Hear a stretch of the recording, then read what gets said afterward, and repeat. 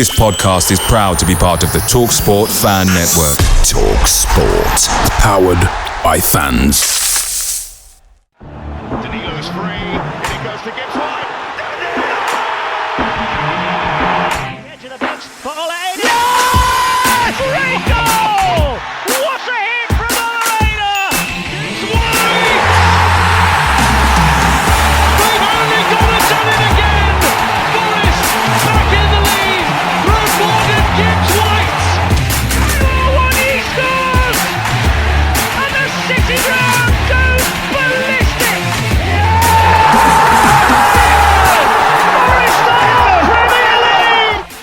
Hello and welcome to this edition of Red Side of the Trent as Forest prepare to welcome West Ham United to the City Ground, where Forest look to win their third game in a row. Joining me are Reds fans Mason, Coy and Danny Wetton. Danny, how are you first of all? Very good, thanks mate. Absolutely buzzing after the week we had. Within 5 days getting 2 wins. Amazing. Yeah, good. Mason, are you well? Yeah, I don't think I could be better, mate. I think if there's any Forest fans saying they're not well at the minute, then it's nothing to do with Forest. Are you, mate? You all right? Yeah, I'm well. Wetton, why are you laughing? It's just funny, isn't it? Because we're all mates and there's just a delay and a pause. I don't know. It was just making me laugh. Carry on. Just making me laugh. All right. Carry on. Ignore me. Carry on. Podcast issues. Yeah, as you mentioned there, Danny, great week. Obviously, Monday, Friday, 6 points.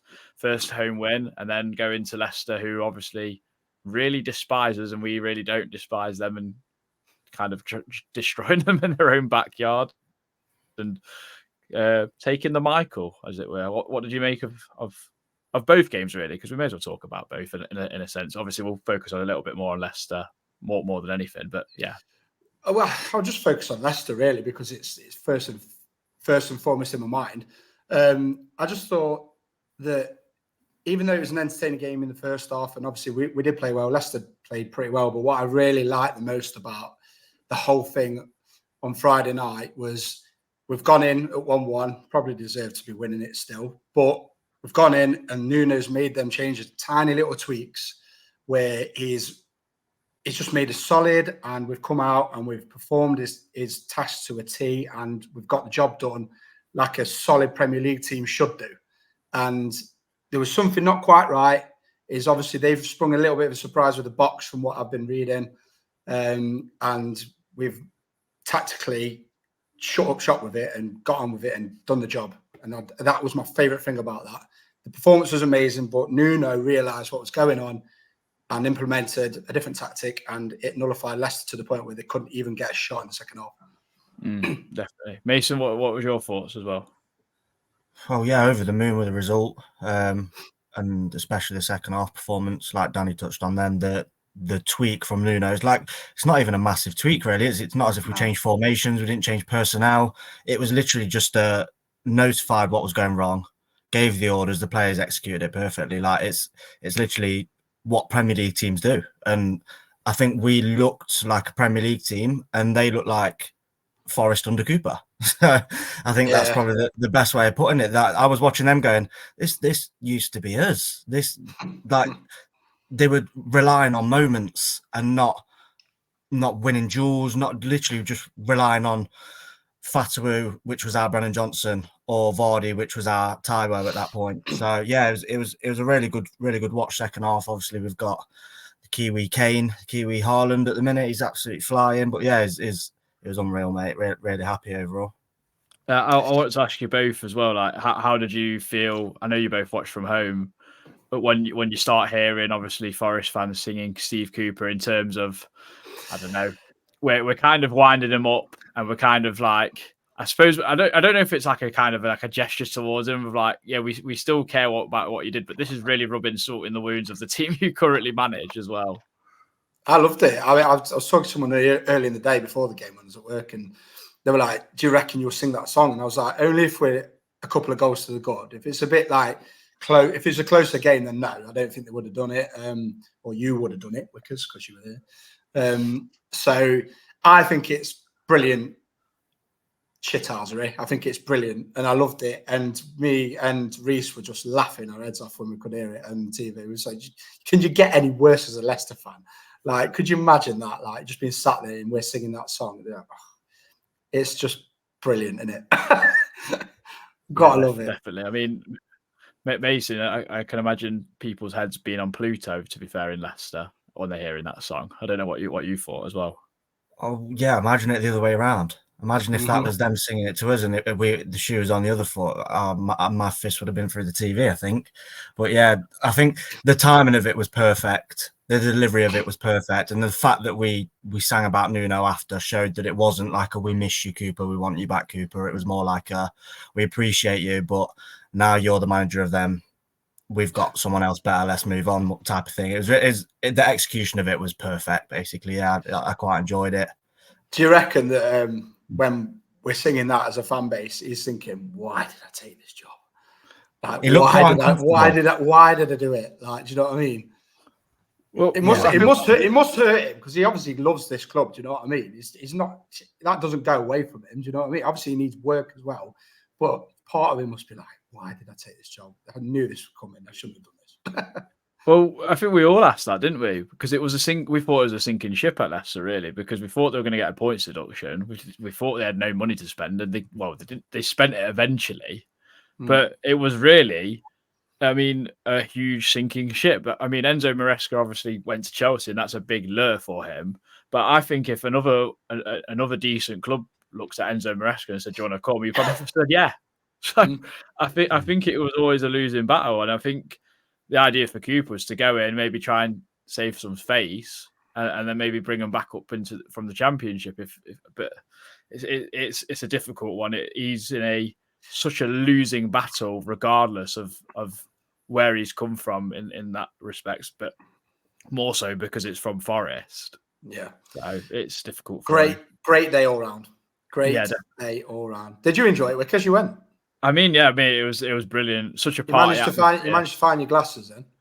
Yeah, yes, I did. Yeah, very, very quickly. Luckily, I didn't have to go get a new pair. But I think the best thing was like singing that Chris Wood song, and then he's gone through on goal for the third, and he's dinked the keeper. I mean, that's something that you see in like Championship lower down, obviously, where a keeper's just absolutely levered a ball all the way up the field, but.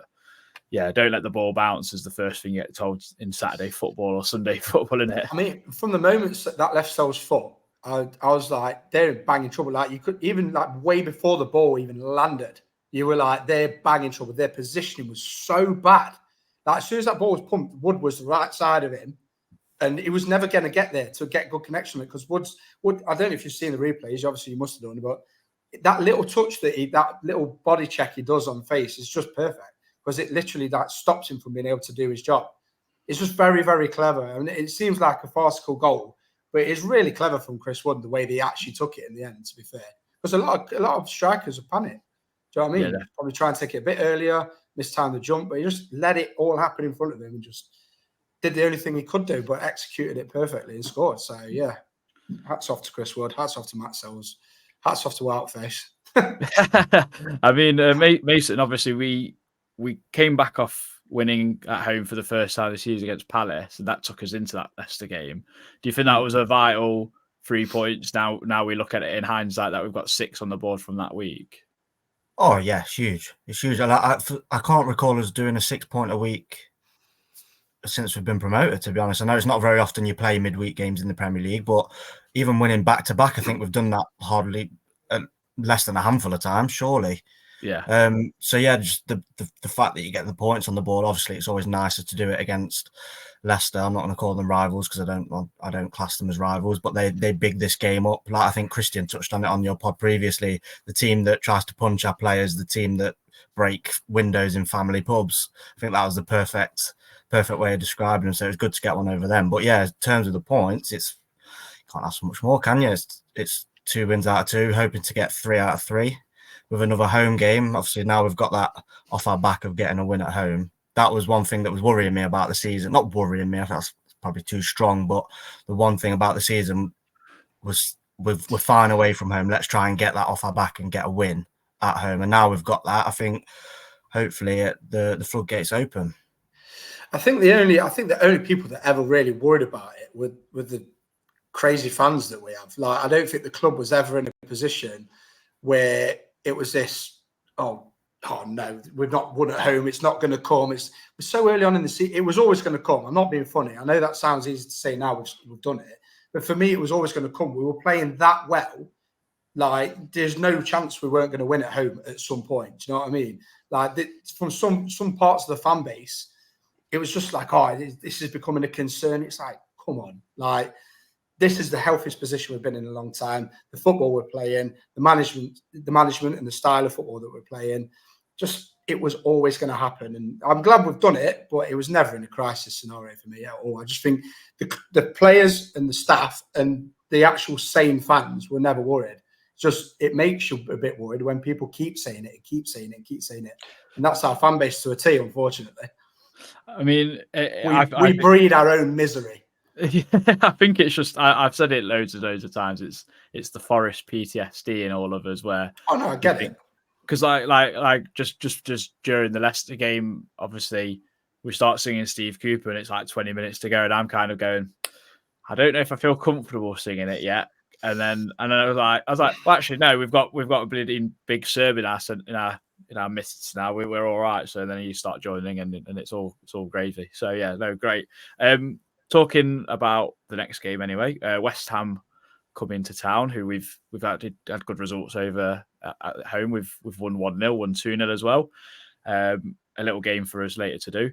They have sacked Eric Ten Hag, and I'm so sad about that because I thought Man United, the longer Man United had him, the worse they were going to do this season because they are god awful. But West Ham coming in, they've won 2 of their last 5 games, lost 2, drawn 1 in there. They're having a bit of a topsy-turvy season so far, Wetton. Yeah, they are. I caught part of the game at the weekend. Even though they won, I didn't think there were much. I didn't see anything between either one of them teams where I was like, I'm really worried.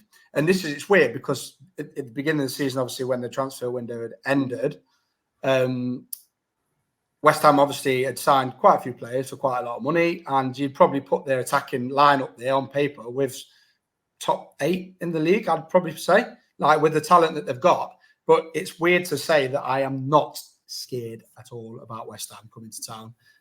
Obviously, of course, there can be a dangerous team, but I don't like what I see this season, and I don't see any legitimate reason why they can cause us too many problems if we stick to our own game plan. Yeah, Mason, what have you made of West Ham if you've seen any of them? I mean, I saw them against Chelsea, and I'll reserve what I'm going to say about them for after what you're going to say. Sorry. Yeah, they're looking like a team that have made too many signings. To be fair, they don't look like they've got no rhythm. Disjointed. Yeah, they've got no flow about them. Like there's no style of play. It doesn't look like they're very, very strange. They're the front line's constantly changing. Obviously, they've had Fulkrug, who's now injured. I think they've got Antonio. It always seems to end up back with Antonio, no matter what. Like they buy strikers for 20, 30 million, and 2 games later, Antonio's back starting again. They've got Paqueta, obviously, but he's not really playing centrally at the moment. I think he played on the wing at the weekend. Obviously, they've got Somerville coming in. Like they're all good quality players. Like Danny mentioned, they're top 8 players really. But as a team and as a whole, like, I don't think they've clicked yet. And I don't necessarily rate the manager either. When we were linked with him for a split second when Cooper got sacked or previous, like I just thought, nah, it's not for me.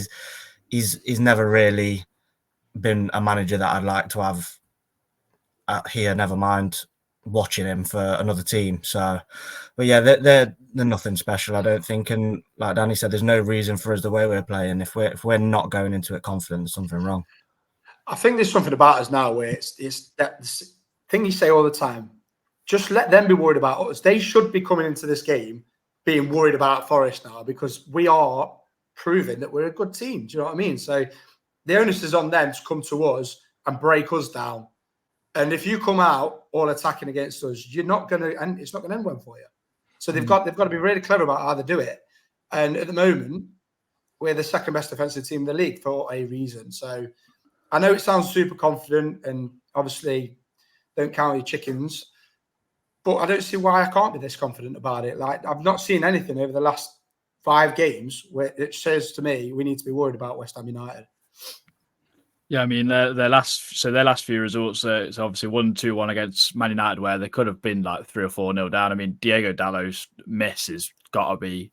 Oh, they were treading on thin ice, weren't they, for sure? they got hammered by Tottenham, and obviously Mohamed Kudus is still serving a 3-game suspension for slapping a few Tottenham players around the face. I mean, I don't know how Nicholas Jackson's got away with it slapping Morato, but Mohamed Kudus definitely couldn't get away with what he did. How have we got £125,000 fine for him slapping Morato?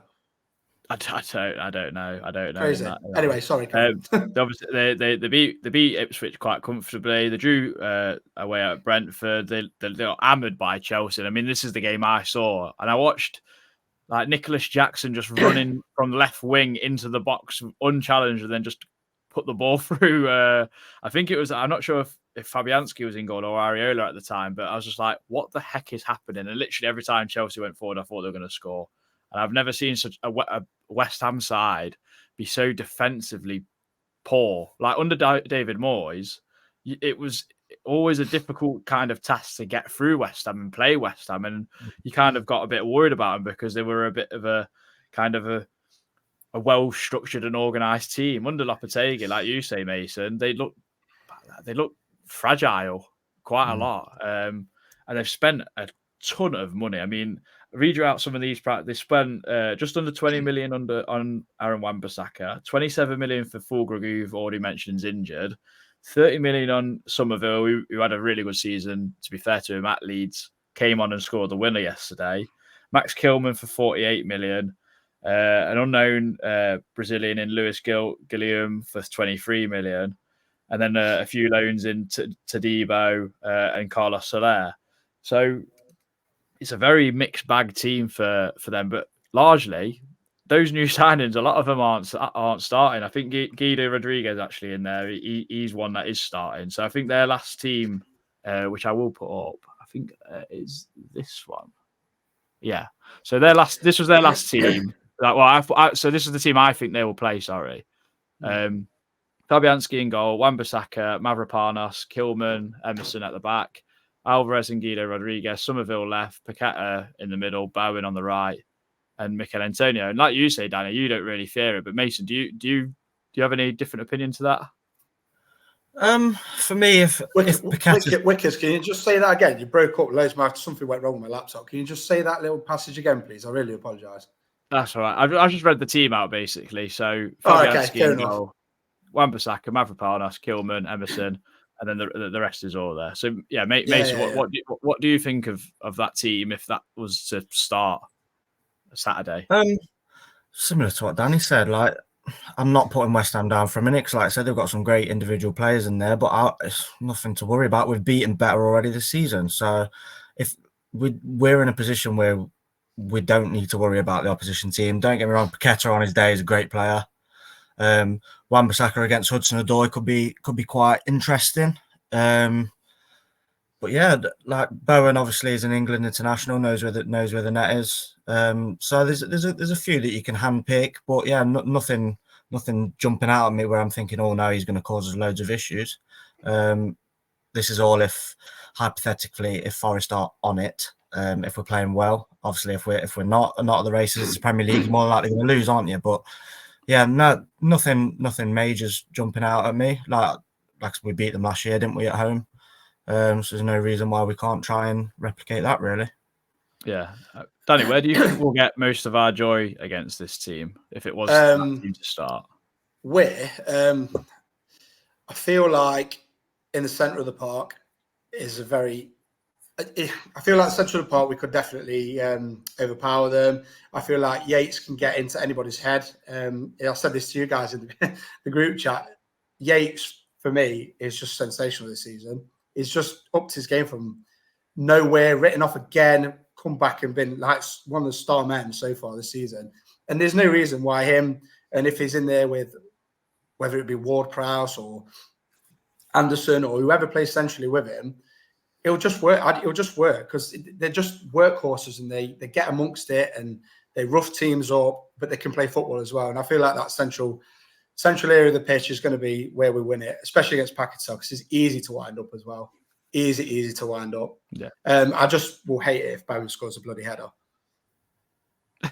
I really will. I mean, especially now. Ward-Prowse won't be playing this week because obviously he's on loan. No, of course, it's yeah, of course he is. But I kind of like see where you're getting at. Like we've got players that are quite energetic in there as well. Like exactly, that Edson Alvarez does not move that well, and I just when we played him last season, he was absolutely dreadful. He was bad, yeah. He was dreadful. But I see all over the pitch we can get at him. I mean, we've got to play Elanga because they've got pace both sides. So we've got to play Hudson-Odoi to match up Wan-Bissaka. We've got to play Elanga because Emerson is quite pacey. We've got to play Elanga because he's the only thing that will get the better of him, really, with balls in behind. So I can see it. We've got to get the balls into the box for Wood. We have to. We've got to. I mean, well, Max Kilman's a big boy as well, so that boy, they've not been playing well, has he? So test them. Yeah, definitely. I mean, I think I can't see our team like changing really. I think this is the first time where we might play 3 games in a row with an unchanged side, which is amazing. Like that's very unheard of for Forest. It's very like kind of new to us. So for the audio listeners and people that haven't maybe been living under a rock, our team for the last 2 games has been Sells in goal, Ola Aina, Nikola Milankovic, Murillo, Alex Moreno as the back 5, Ryan Yates and Dominguez in central midfield, Anthony Elanga, Anderson, Hudson-Odoi behind, Woodinho, as people keep calling him, or I don't know, just everything, just the god of Forest at the moment. I mean, I can see Anderson getting a goal on Saturday. I really can. I mean, how did he not score one on Friday? Well, we'll not know. I mean, the rebound that he dragged wide, that was criminal. Should have hit the target and scored. But unbelievable. I mean, I think one big thing for Forest and fans and the team this season is previous seasons, everyone's like, Morgan Gibbs-White, if he gets injured, what's going to happen? Do you know what I mean? Like, really, really scared to death of the fact that he could get injured. Do you know what I mean? It's happened this season, and Anderson has more than stepped up to the plate. It's been incredible. And almost at that point now where it's like, if Morgan does get fit, which he obviously will, does he come straight back in? I mean, you can't just drop Anderson because it's been incredible. And for me, Anderson has to play no matter what, and no matter what formation you play. Has to. Even if Gibbs-White comes back in, he's that important to the team now. For me, Anderson is. He links the play so well. So well. Have you got anything to add to that, Mason? Because I was literally about to ask you both about the depth. Yeah, no, like I completely agree. Like I think it speaks volumes, and I don't think it's actually been spoken about enough. The fact that if we were all given a blank 11 at the start of the season, I'm pretty sure 90% of Forest fans' midfield 3 would have been Danilo, Sangare, and Gibbs-White. The fact that all 3 of them have been injured for quite lengthy periods now, and we're still winning and still doing well, speaks volumes of how well we've recruited and how good the depth is in midfield. Like Danny touched on then, Anderson, I'm running out of words for him. I did the Fulham preview and I just said, if Anderson's ticking, then we've got a chance. He's just sensational. Like Danny said as well, doesn't matter where he plays, I think we need him in the team. Whether that's away from home and he's on the left or the right, or whether that's now Morgan's injured, whether that's in the 10, or when Morgan's back, whether that's him dropping back in with Yates. I genuinely just think he needs to be in there. He needs to be somewhere, because like I touched on in our group chat, when he played on the left against Chelsea, he was vital in that game, not because of where he started on the left. It was when he was coming to get involved. He had like almost a free role. He's bright enough as a player to come and get involved. Centrally, I think a lot of his play was on the right hand side, and he was linking up with Hudson-Odoi, who was on the right at that time. So yeah, I think as far as we're going and the movement we want to go in, that midfield is perfect. It's perfect. The balance at the minute is really good. Do you know what's so good about Anderson? Sorry, Adam. Do you know what's so good about Anderson? For me, is a flashback to a proper attacking midfielder from when we grew up watching attacking midfielders of the highest quality. Like he gets the ball, he drives with it. His first thought is, how can I get this ball from where I am to their goal as fast as possible? Whether that be driving at a player, nicking it inside, forward pass. It's always positive. But he's strong, he's tenacious, He'll track back. He'll win the ball back. He's got energy. Everything about him screams like, I know it's a big thing to say, and it's nowhere near that quality yet, but he just screams Gerrard to me. A lot of it, the way that he plays. Like, no, I mean, like the way that he gets up and down the pitch as a box to box number 8, because that's what he is for me. I don't think he is an out 10. I think he's a box 8. I really do. I think he's got all the qualities. He obviously has got to get his goals and all that, but he's got the qualities to reach them levels for me, for sure.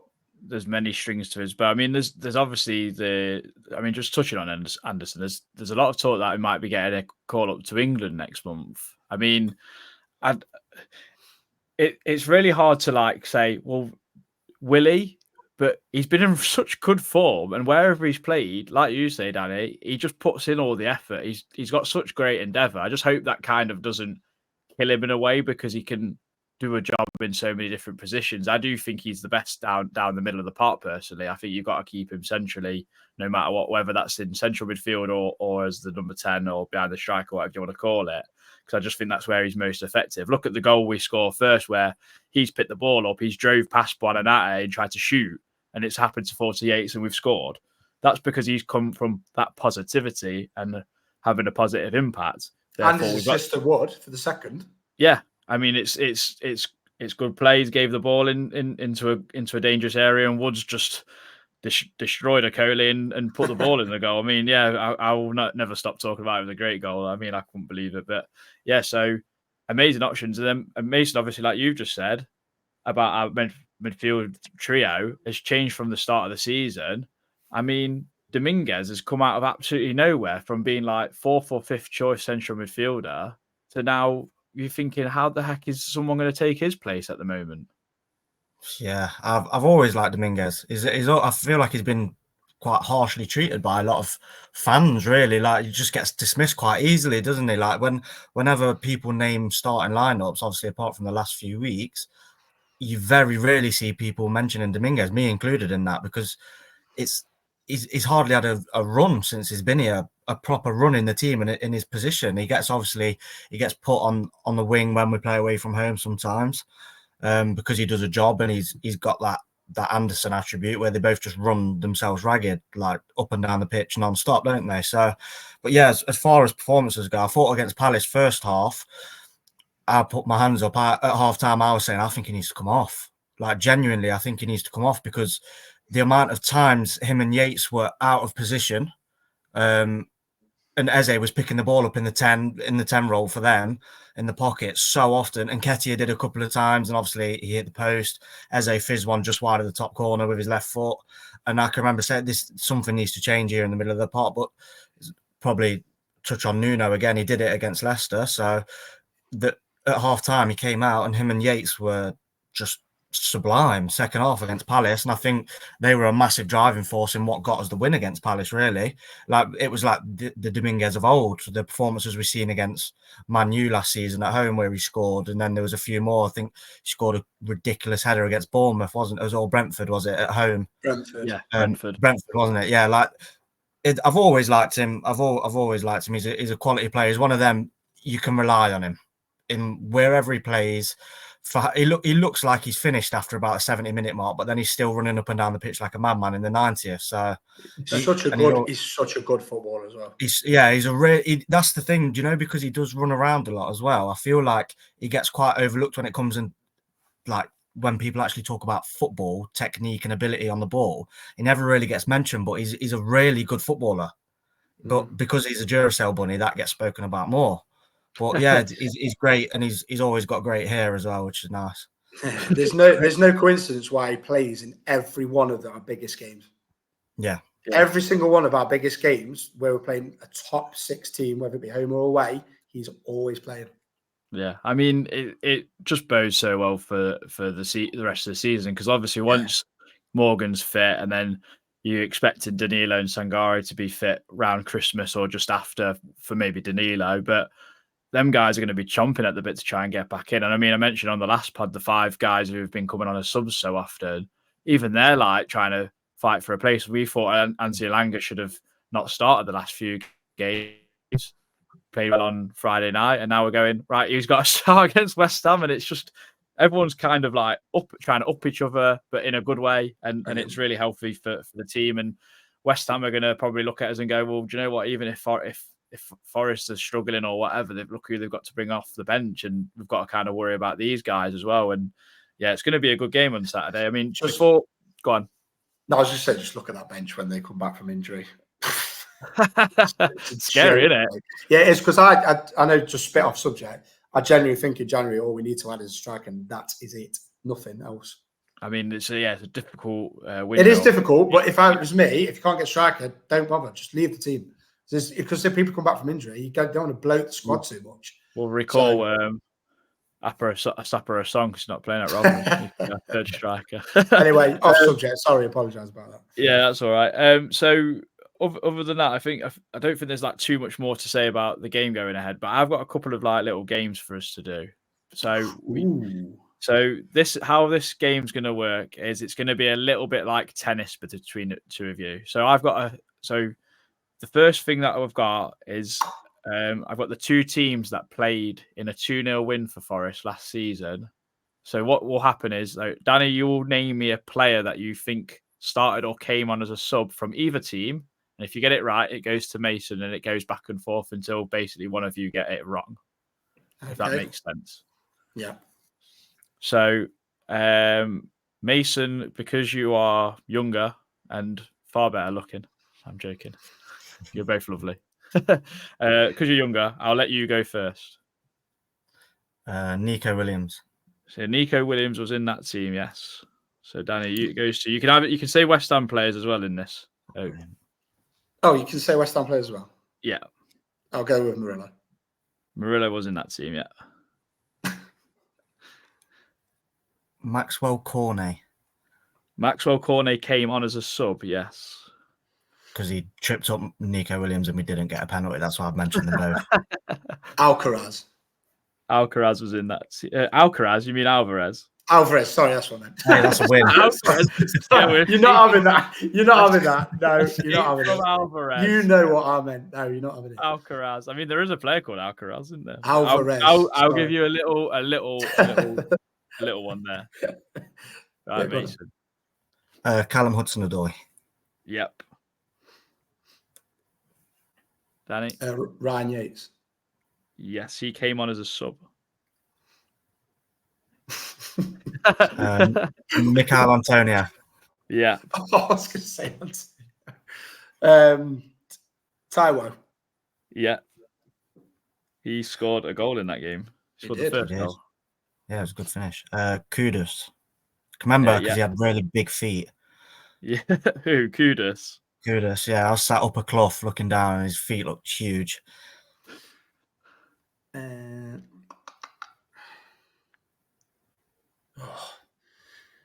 can't think of it. Elanga. Yep. Anthony Elanga was in that team. I'm getting old. I'm 33 now. Leave me know. It's a really tough game, and it's bad when you're trying to think of West Ham players instead of Forest players. Yeah, I'm struggling. Did Paqueta play? No. Oh, so Wetton's won. Surely I've got to get one now. Otherwise, it's yeah. You can get one for the win.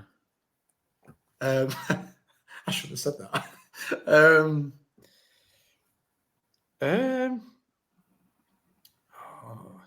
Ward-Prowse. Yep, James Ward-Prowse. There you go. Did Turner play? Did Turner play? Was Turner our goalkeeper, or was it Sells? It was Sells. So I definitely want Turner. It was Matt Sells. So I just had this feeling in my, because I was going to say Sells. I was like, no. So Felipe was in that team. Nuno Tavares, Danilo, Nico Dominguez, Morgan Gibbs-White. Why did Morgan not even come in my head? Divock Origi and Andy O, Areola, Aged, Emerson, Zuma, Soufal, Phillips, Bowen, Ben Johnson, Thomas Souček, and Danny Ings were the other ones. Just mad. We could talk about this like not in this situation and get all of them right. My mind was going blank, 100%. Left, right, and centre. I've got one more same game. Well, another Okay. one, same game, but different topic, and it's to have played for both teams. So, Danny, you will serve first on this one. Marlon Harewood. Marlon Harewood, yeah. Oh, I thought we meant in the game. James Ward-Prowse. Yes. Oh, There's 27 players available, by the way. don't do this to me. Oh my God. Everyone's going to be screaming at me like, you idiot. Yeah, they are. My mind's gone completely blank. Come on, you can do it. Okay, I actually can't. My mind's generally gone blank.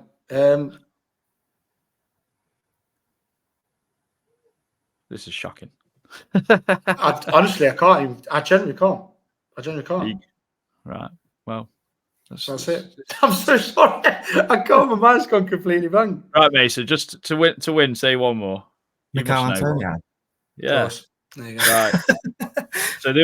So I'm going to read them off. My mind just went completely. There'll be people listening that will be very intrigued to know the other 24 yeah, people. Me. So Andre Ayew, Sam Byram, Gary Charles, Chris Cohen, Danny Collins, Carl Fletcher, John Harkes, Andy Impey, Carl Jenkinson, Chet Kiate, Henry Lansbury, Jesse Lingard, Andy Melville, Ian Moore, Adam Noland, Stuart Pearce, Hugo Paforio, Nigel Quasi, Teddy Sheringham, Xander Silva, Matt Upson, Elliot Ward, and Ian Wright. Matt Upson? When did Matt Upson play for us? Yeah, on loan. Of course, many moons ago. Matt Upson? Did he? Yeah. He did apparently. I do not remember Matt Upson playing for us. Oh, I'm going to. Either way, it doesn't matter. My mind went blank. Well done, Mason.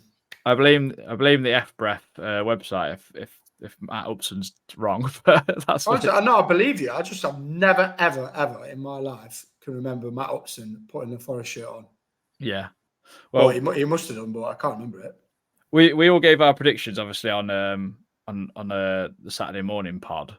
So Mason, start us off. What do you think the score prediction for yourself is?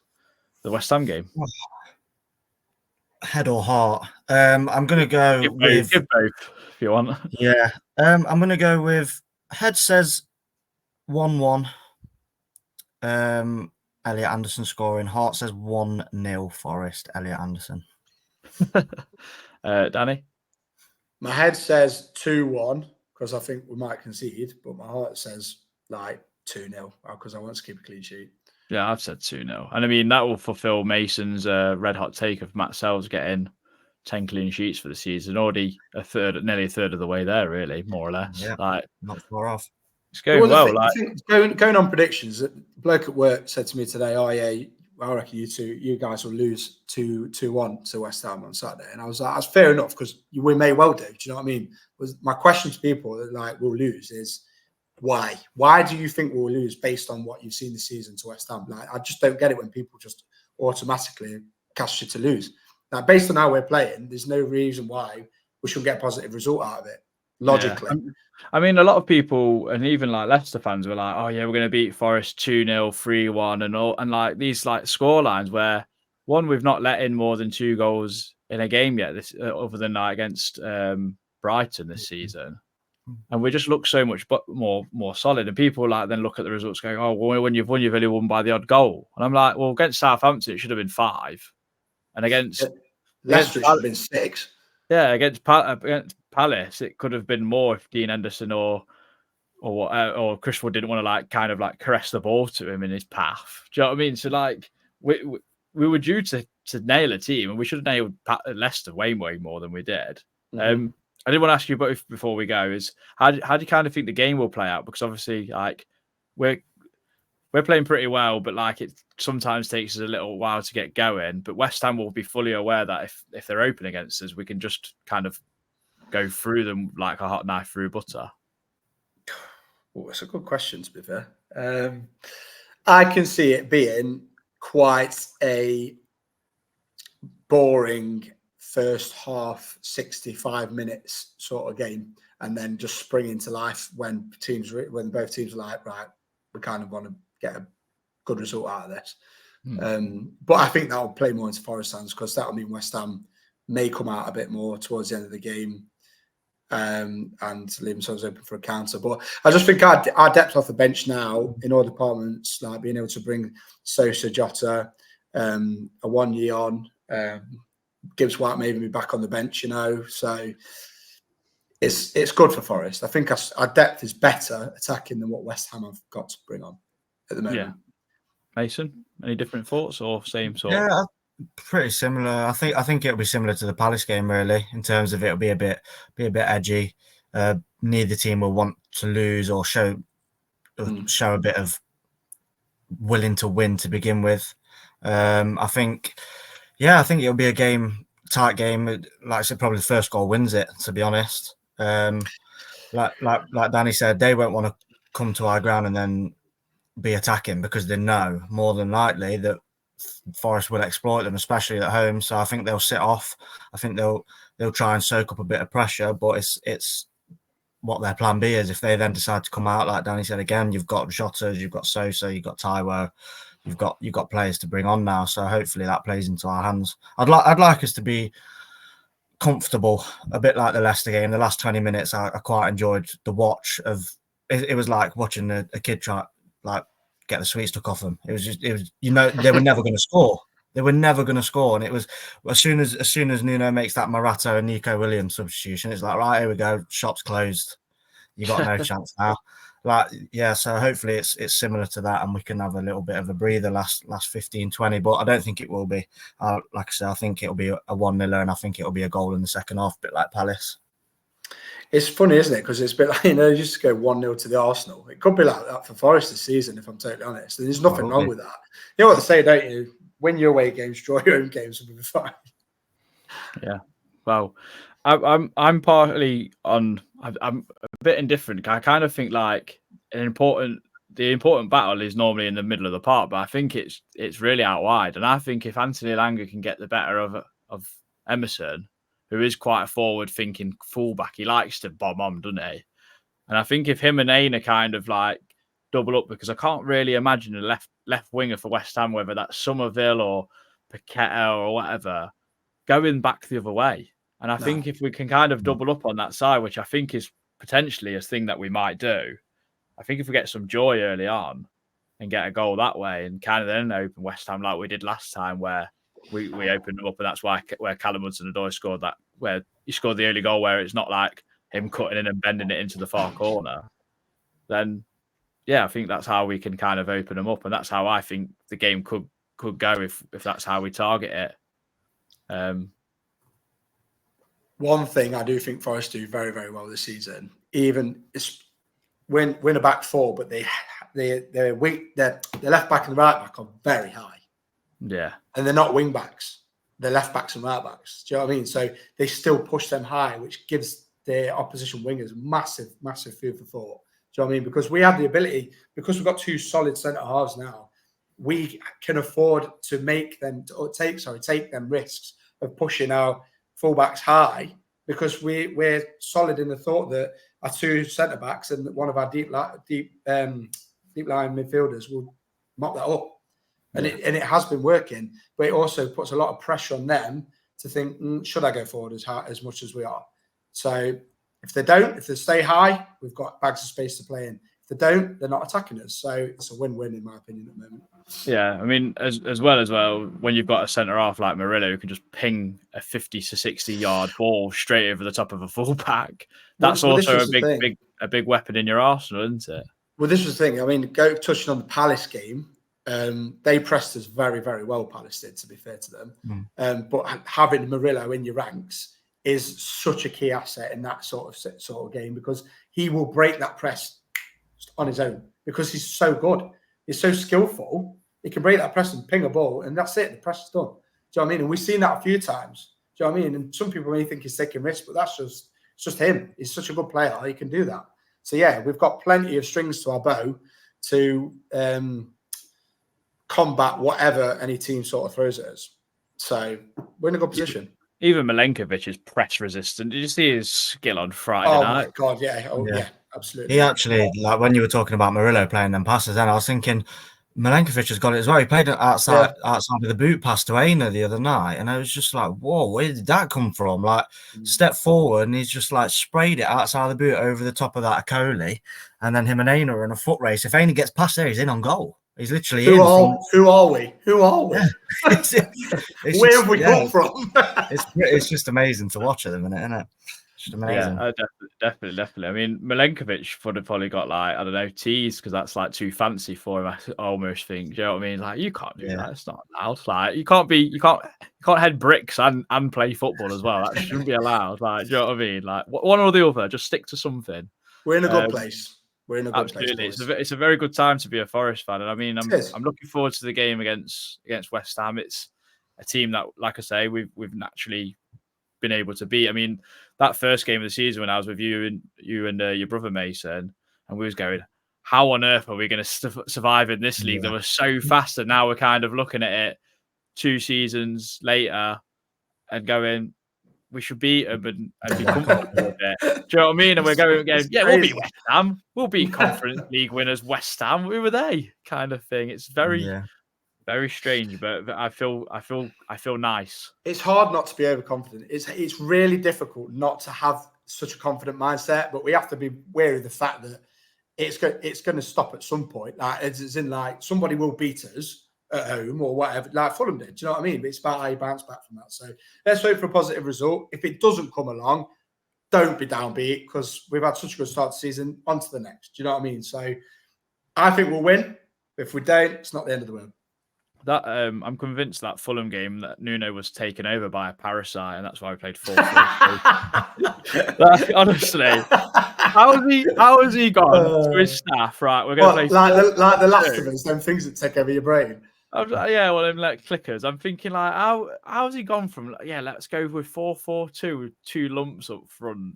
We'll get the better of Fulham. Like, it just infuriates me, because if we played what we've just played the last 2 games, we would have either drawn or beat them. If we'd have played like we actually can play, we'd have beat them, because both teams was equal on the day. Neither should have won. Do you know what I mean? So if we've actually played how we've been playing the last 9 games, we'd beat them. So but it's what it is. Definitely. Well, gents, thank you very much for joining us on the pod.